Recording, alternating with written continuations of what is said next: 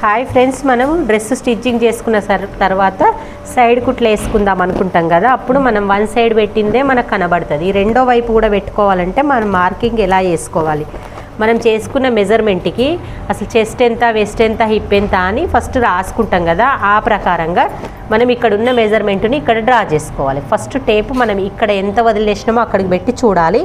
మన ఖర్చు అనేది ఇక్కడ ఎంత వదిలితే ఇక్కడంతా వదులుతుందా, కరెక్టే ఉందా, లేకపోతే ఒక సైడ్ ఎక్కువ ఒక సైడ్ తక్కువ వదలద్దు చూసుకోవాలి. బేసికల్గా ఇగో 19 అంటే ఇగో 19, ఇక్కడ 1 ఇంచే ఉంది, ఇక్కడ 1 ఇంచే ఉంది ఖర్చుకి. ఇగో వెస్ట్ వచ్చేసి 18, ఇక్కడ హాఫ్ ఇంచు, ఇక్కడ 1 ఇంచు, ఇక్కడ 1 ఇంచు ఉంది.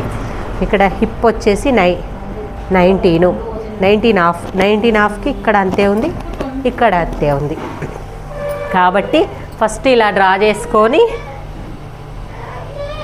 ఇలా మార్క్ చేసుకోవాలి. చేసుకున్న తర్వాత మనం హ్యాండ్ లూజింగ్ కూడా వేసుకోవాలి. హ్యాండ్ లూజింగ్ ఆమ్ రౌండ్, ఇలా ఆమ్ రౌండ్ కూడా చేసుకొని కరెక్ట్ వచ్చిందా చెక్ చేసుకున్న తర్వాత మనం హ్యాండ్ లూజ్ చేసుకొని, హ్యాండ్ లూజ్ ఎంత ఉంది 5.5, 5.5, 5.5, 5.5, ఇక 5.5 ఇలా పెట్టేసుకొని మనం దీన్ని ఈ వెస్ట్ సైజుకి, చంక సైజుకి కలుపుకోవాలి. ఇలా కుట్టేసుకొని రావడం వల్ల మనకి కొంచెం కూడా డిఫరెంట్ రాదు.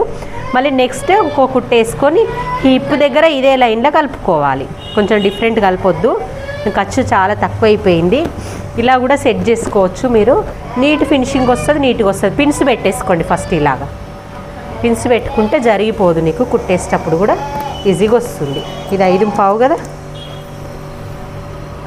5.5 పెట్టుకో. ఇది ఇందులో కలిపేసి ఓకే.